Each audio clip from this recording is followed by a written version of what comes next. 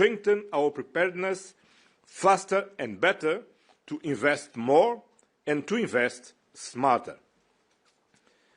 On the economic front, we agreed to expand our trade flows and promote our economic security. Thanks to the Comprehensive Economic and Trade Agreement, since 2017, bilateral trades in goods and services has surged by 71%, demonstrating the tangible benefits of our free trade agreement for citizens and business alike. CETA belongs to a new generation of trade deals. It protects workers, preserves the environment, and safeguards our trademarks.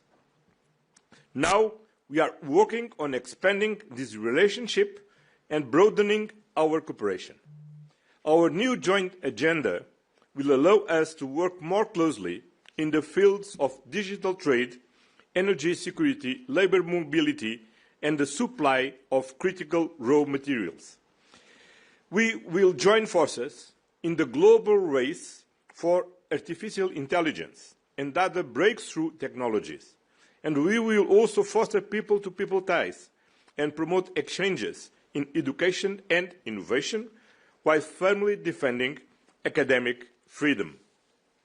Together, we will fight climate change. Global problems require global collaboration, and the European Union and Canada can rely on each other. Our prosperity is interlinked, and together we are stronger. The summit could not be more timely. After the G7 in Kananaskis, the day before NATO summit, and the week of the European Council will discuss Europe in the world. Together, we continue to uphold the values that unite us. At a time when the rules-based international order is under pressure, when multilateralism is under attack, the European Union and Canada stand out as responsible, predictable, and reliable partners. Thank you. Thank you very much, Madam President. Yes, thank you very much. Thank you, Antonio. Prime Minister, dear Mark, at our last summit, it was an honor to visit St. John's, Newfoundland, which has a very special place in my heart because this is the place where my husband landed at the 9/11 attacks. And it was a time where my husband and later on me, we felt the warmth and the hospitality of the people of Newfoundland firsthand. Now, dear Mark, I've seen the beauty of Alberta in Kananaskis. You have indeed a vast country, and I'm happy to see more of it. Same goes for you, Antonio. So we'll be back, and we're very curious to see where you will lead us to, perhaps to the Arctic, which is so important to both of us, and where we have been so clear about the EU support to our Greenlandic partners. Dear Mark, you took the helm of the G7 presidency in challenging times, and you delivered. You brought countries together at a moment when unity is more vital than ever. You helped bring focus to pressing issues, encouraged frank exchange, and you said at this moment, we have to turn the many challenges into change. That is what we are doing today as we meet here in Brussels. As the saying goes, hard times reveal true friends. In these challenging times, we're taking huge steps forward to deepen our strategic partnership. And let me start with defense. Canada and the European Union have been working closely on this for years, both bilaterally and in NATO. Canada has been leading NATO's enhanced forward presence in Latvia since 2014. You're making Europe's eastern flank stronger and safer. And today we're stepping up our cooperation. As you said, we signed a security and defense partnership. It will strengthen Canada's role in Europe's rapidly evolving defense architecture. And it's just the beginning. We will now swiftly launch talks on Canada's access to a joint military procurement instrument. We call it SAFE. It's 150 billion euros. And together we will define where our cooperation can have the most value added and where we should channel joint investments. It will be good for our industries, it will be good for our people, and it will be good for the transatlantic security too. And of course it will be good for our continued support to Ukraine, because the more we invest in the highly innovative Ukrainian industry, the more the industry will be capable and the better Ukraine can defend itself. Dear Mark, Canada has shown incredible generosity to Ukraine, training almost 45,000 troops, welcoming the refugees. Today, Ukraine needs our support more than ever, and you made it clear in Kananaskis last week. We are determined to explore further sanctions to maximize pressure on Russia to come to the negotiation table. So far, the European Union and its member states have mobilized almost 150 billion euros. The friends of Ukraine, all of us, we must now plan for more support for 2026 and beyond.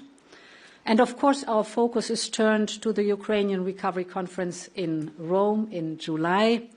And as a key member of our donor platform, Canada is contributing significant financial support to Ukraine, crucial assistance for reconstruction projects, as well as invaluable technical assistance.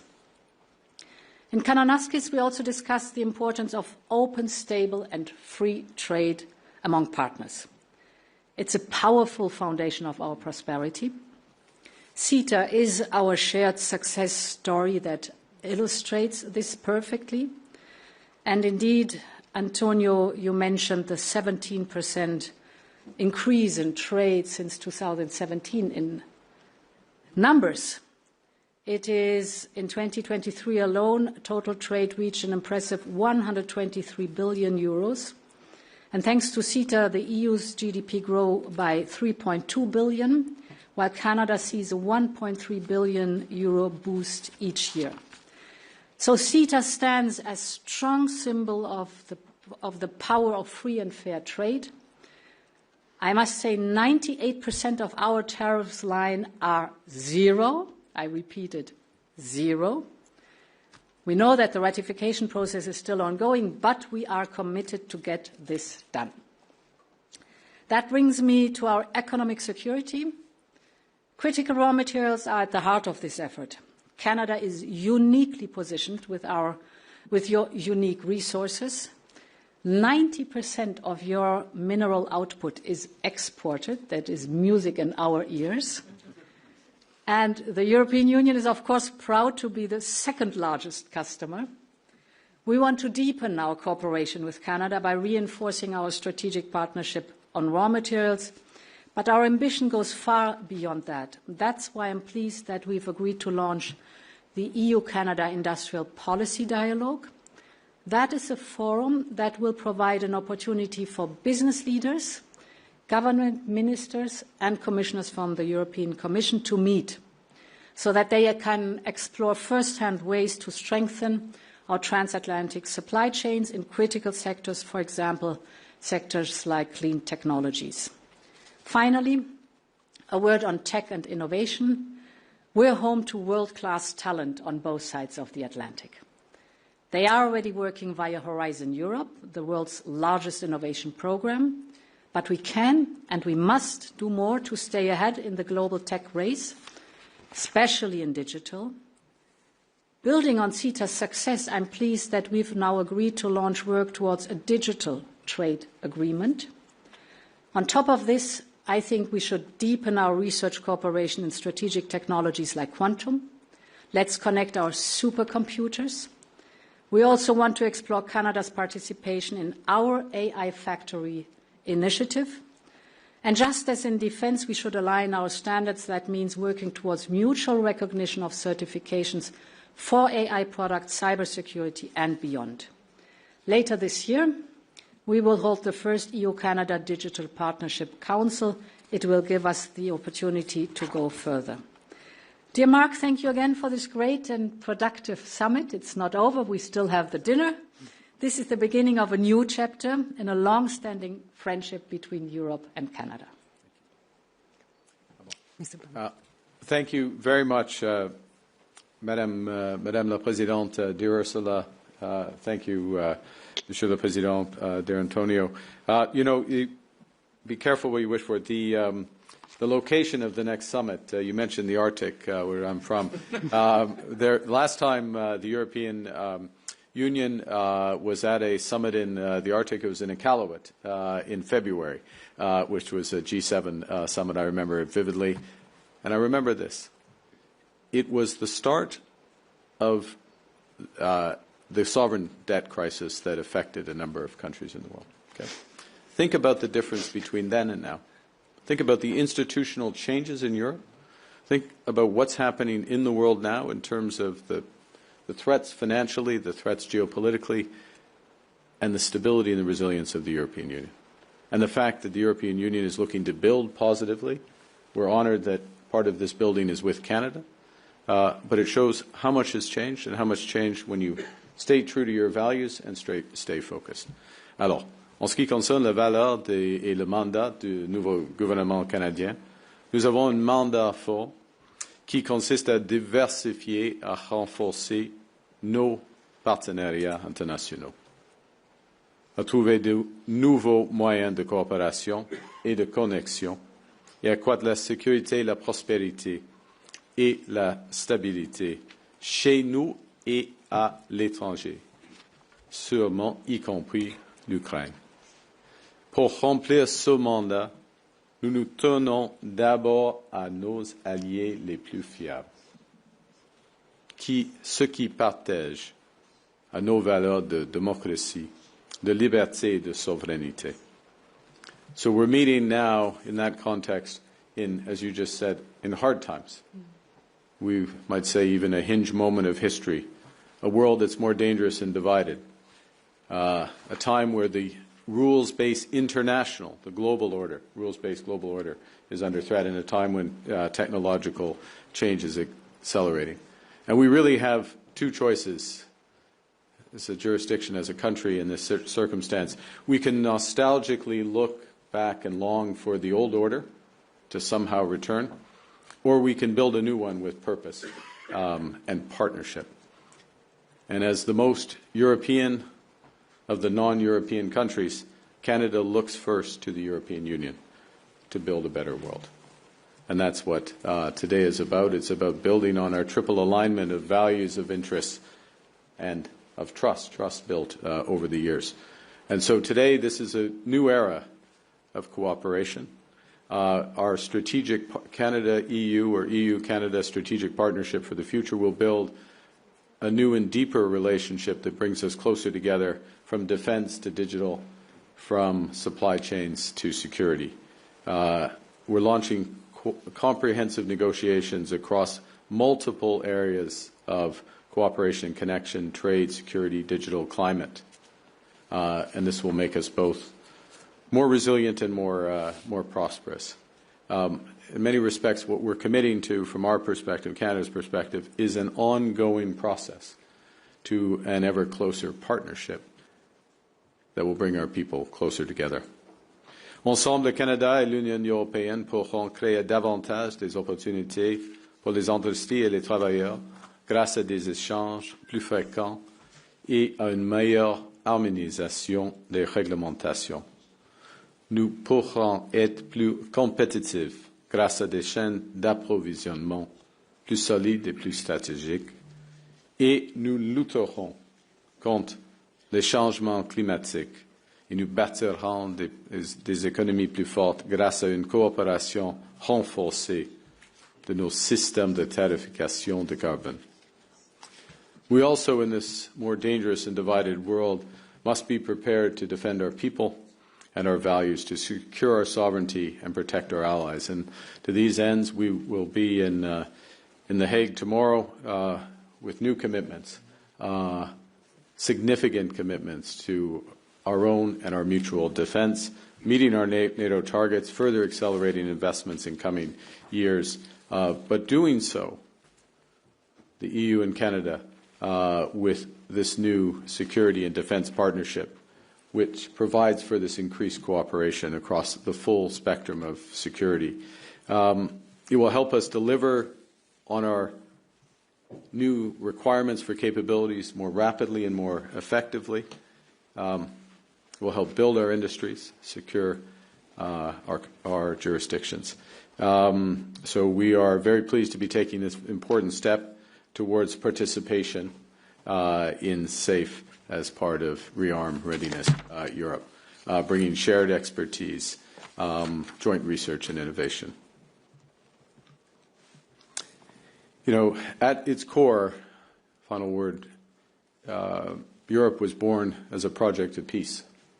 And Canada, over the years, over the decades, has served alongside European allies in pursuit of that peace. It's that, in those circumstances, from Vimy to Juno, that the world came to know the value of our strength. But now we're working alongside the European Union to combat climate change, to achieve the Sustainable Development Goals, and to protect, amongst other things, academic and scientific freedoms. In these ways, the world knows the strength of our values. And this partnership, which is in defense and security and economics, really builds the strength, builds those strengths in both our jurisdictions and lives up to our values. So with that, thank you for the partnership. It's not over. As you say, we have dinner, and I know in Europe dinners are long and they involve a lot of work, at least when they're in this building.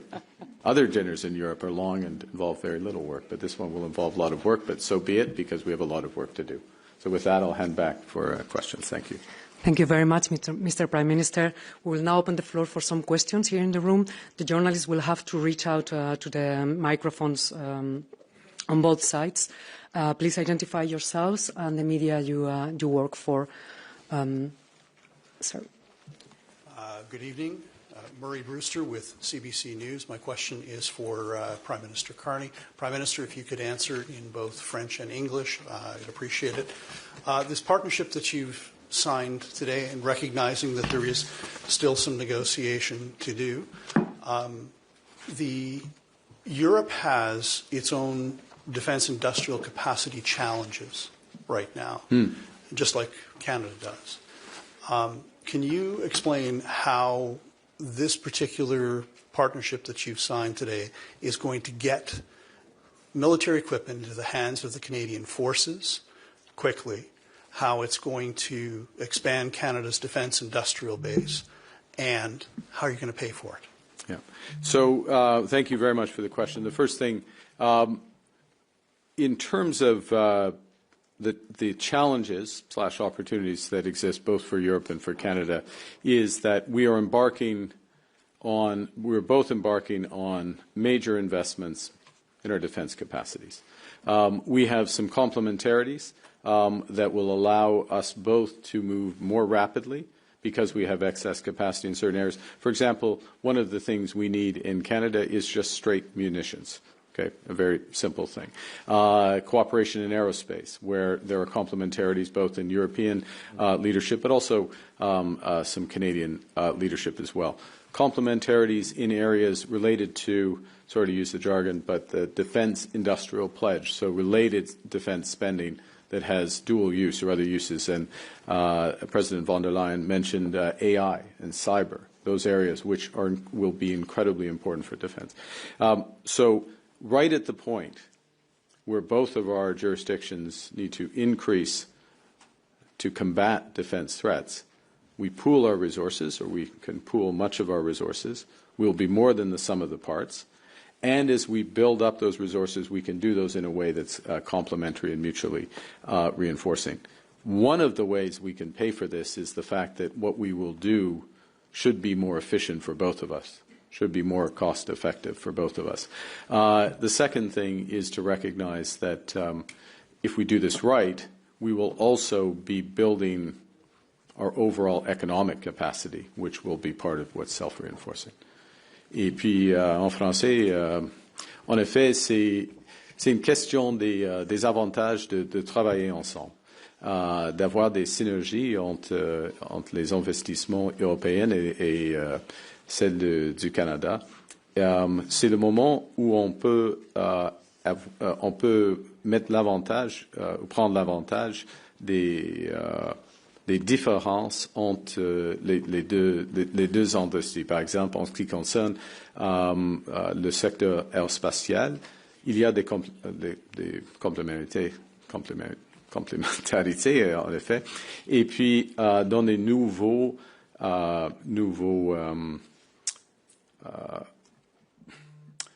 compétences qui seront nécessaires, y compris l'intelligence artificielle et le cyber, la lutte contre le cyber. Encore, il y a des avantages de travailler ensemble et on va le faire. Merci. Okay, so we'll stay on this side. The next question goes for El País, please. Hello. This question is for Ms. von der Leyen and Mr. Costa from a European perspective. What can take this agreement for the industry and for the European companies? And, well, one question for Mr. Karní. Do you feel more comfortable in Brussels than in Washington? Thank you. So, you want to start? No, please. The security and defense partnership is very beneficial for both sides because it means joining forces, developing capabilities together. And it's the foundation for Canada. We will discuss basic principles, but to join the investments that we have for joint procurement to boost our military capabilities. We were speaking, for example, about air defense capabilities that are needed in the European Union. We are all part of NATO too, so interoperability plays a large role, and therefore it is important to do these joint procurements not only for the scaling up the industry, because with more scale you can have better, cheaper and faster the results, but also, of course, to improve the interoperability between our troops.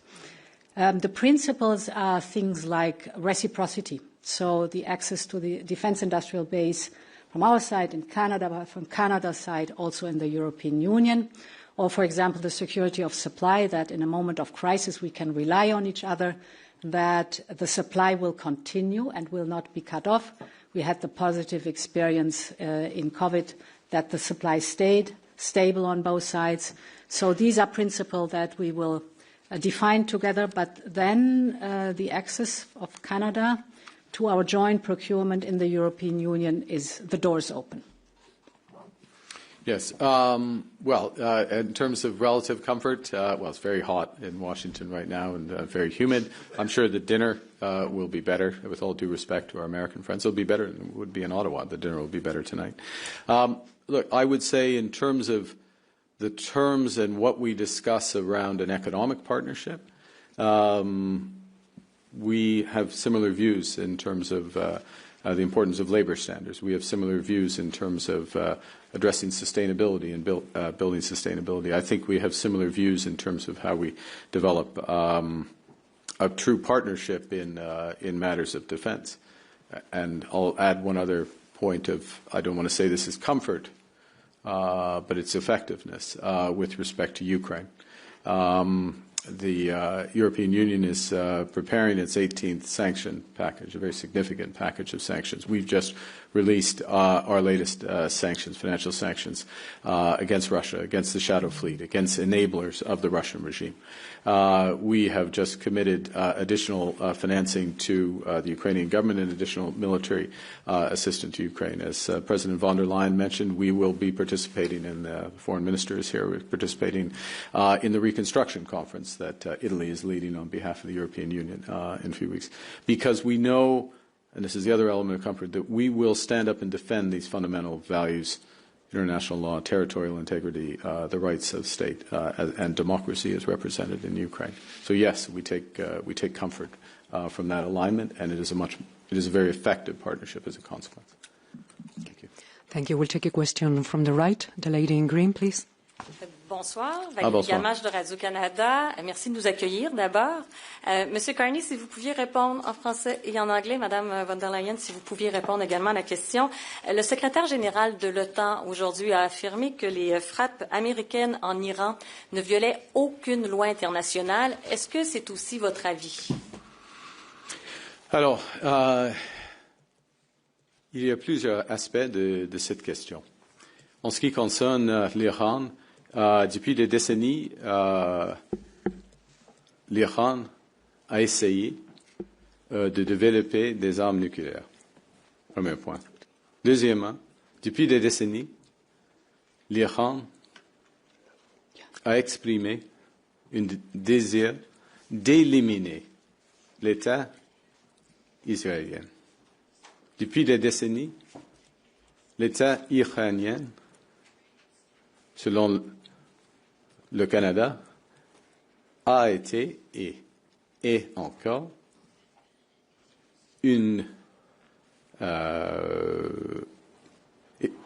soutient, l'État iranien soutient le terrorisme.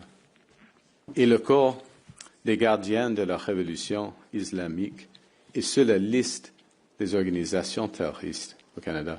Ce sont des violations des lois internationales. In English, for years, for decades really, Iran has pursued nuclear weapons. Well, Iran has expressed a desire to eliminate the state of Israel, where the state of Iran has been a sponsor of terrorism, Hamas, Hezbollah, the Houthis, and beyond. And where at least in our opinion, Canada has listed the Iranian Revolutionary Guard as a terrorist organization, active terrorist organization. These are violations of international law. These are the ones we looked at. Thank you. Bien, si vous me permettez. En français. Back to basics, en français. Tout d'abord, on est pour défendre le droit international, soit en Ukraine, soit dans le Moyen-Orient. Donc la loi internationale, c'est la base des relations entre les États et les peuples. Donc on doit tenir toujours de respect pour le droit international. Deuxièmement, on doit s'engager pour assurer le respect pour les traités de non-prolifération des armes nucléaires. Et donc l'Iran ne doit jamais avoir une arme nucléaire et on doit s'engager parce que l'Iran respecte la loi internationale, notamment le traité de non-prolifération des armes nucléaires. Troisièmement, on doit se bâtir pour la paix. La paix, évidemment, ça veut dire qu'il faut éviter l'escalade. Il faut contenir les actions militaires et il faut ouvrir un espace pour le dialogue et pour la diplomatie. Parce que c'est seulement comme ça qu'on peut arriver à une paix durable dans le Moyen-Orient. Évidemment, on parle maintenant d'Iran. C'est ce qui est à l'heure du jour. Mais il ne faut pas oublier que le Moyen-Orient, ce n'est pas seulement l'Iran. Il ne faut jamais oublier qu'on aura seulement une paix durable dans le Moyen-Orient si on arrive à avoir effectivement une solution de deux États avec une paix entre Israël et la Palestine. Et dans le court terme, il faut qu'Israël accepte le cessez-le-feu immédiat à Gaza, arrête ses actions illégales dans la Cisjordanie et qu'ouvre les portes des frontières pour l'aide humanitaire et évidemment que le Hamas libère immédiatement tous les otages qui restent dans les mains des Hamas. Donc, c'est dans ces 4 principes fondamentaux qu'on doit regarder la question du Moyen-Orient et notamment les questions les tensions qui existent maintenant avec l'Iran.